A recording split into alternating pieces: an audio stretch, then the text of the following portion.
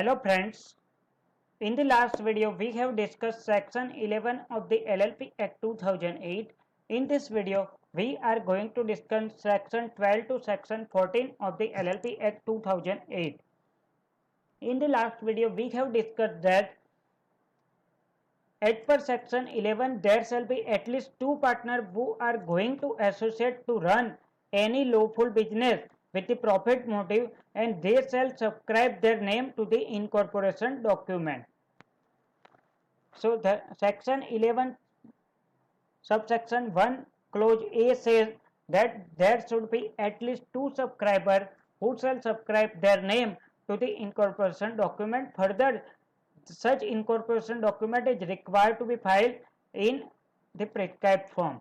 Further, clause 3 of subsection 1 of section 11 says that statement is required to be filed that will certify that all the requirement of act as well as the rules are complied with, and such statement is required to be signed by at least one subscriber, that is the designated partner, and CA or a CS or a CMA or an advocate who are doing the such incorporation work.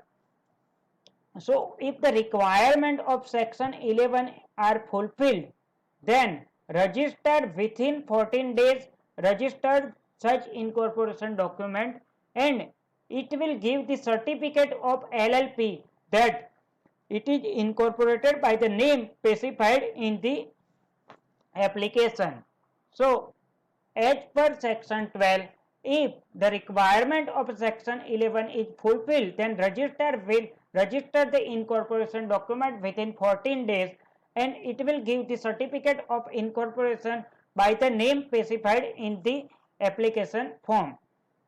Further, the registrar may accept the statement delivered under section 11 subsection 1 clause C. So under section 11 subsection 1 clause C, the statement is regarding the compliance with the rules and regulations, that is compliance with all the provision of the LLP Act, and further it should be signed by at least one subscriber and CA, CF, CMA or an advocate. So registered may accept such statement which is filed under this section as a evidence, sufficient evidence that the requirement of a clause A has been complied with. So what is the requirement of a clause A? The requirement of clause A is there should be at least two persons who shall subscribe their name to the incorporation document. So the statement which is given under section 11 subsection 1 clause C will be considered as a sufficient evidence that the requirement imposed by clause A of section 11 subsection 1 has been complied with. The certificate of incorporation is signed by registrar. So certificate of incorporation shall be signed by the registrar, and it shall be authenticated with his common seal. Further, such certificate of incorporation shall be the conclusive evidence that LLP is incorporated by the name which is mentioned in the certificate of incorporation. So the certificate of incorporation is the conclusive evidence of the incorporation of LLP. So this is the section 12 which says that if the requirement of a section 11 are fulfilled, then registrar may register such incorporation document within 14 days, and it will give the certificate of incorporation. Such certificate of incorporation will be the conclusive evidence of the incorporation of LLP. Such incorporation certificate is signed by the registrar and it is authenticated by the official seal of the registrar. Next, section 13, which talks about the register office of the LLP. So every LLP shall have a registered office.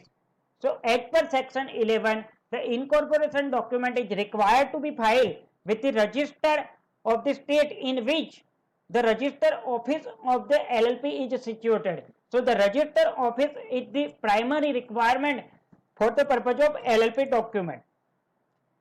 So every LLP shall have a registered office at which all the communication as well as the notice may be addressed as well as the received.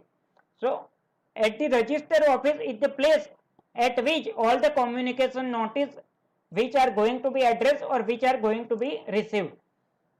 So any document may be served to on any partner or on designated partner or on LLP itself by the way of post under a certificate of posting, by the way of registered post or any other manner which are going to be prescribed at the register office and such other address which is declared by the LLP for the such purpose in the such form as may be prescribed.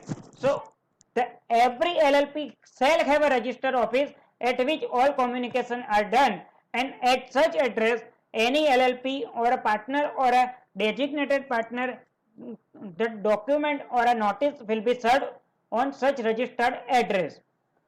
If you are going to not comply with the section 13 of the LLP Act, then there will be a penalty. Such penalty will be minimum 2000 but maximum 25,000. So non-compliance will give you the penal action which is minimum 2000 rupees and maximum 25,000. Now one question may arise that if the LLP is incorporated with the address or such registered office, now I want to change my registered office, can I change registered office of LLP? Yes, as per section 13 of the LLP Act, I can change my address of my registered office. So LLP may change place of its registered office. However, it has to file the notice of such change with the registered in such form as may be prescribed. Further, it will be subject to such condition as may be prescribed. And as and when you file the form for such change will take effect upon such filing. So it is possible that registered office of the LLP may be changed after incorporation. You just have to file the document or a form in which you have to give the notice regarding the change of such registered office, and upon filing such form the registered office of the LLP is changed. So this is the discussion of section 13. Now we will discuss about section 14. What is the effect of the LLP registration? As and when the LLP is going to be a registered or LLP gets the certificate of registration as per section 12 of the LLP Act 2008, it becomes an artificial judicial person. It can deal with property, that is, it can acquire property, it can hold property, it can develop property, whether it is a movable or a immovable, a tangible or a intangible. Further, it may have a common seal if the partner have decided that our LLP shall have a common seal.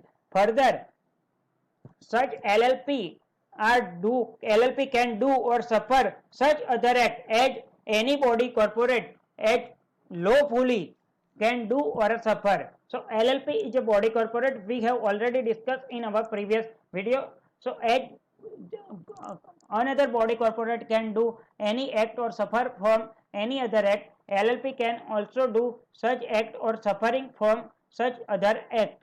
Further, any person can sue against the LLP or LLP can sue on any person. So these are the effect of registration as per section 14 of the LLP Act 2008. In the next video, we will discuss section 15 to section 17 of LLP Act 2008. Thank you.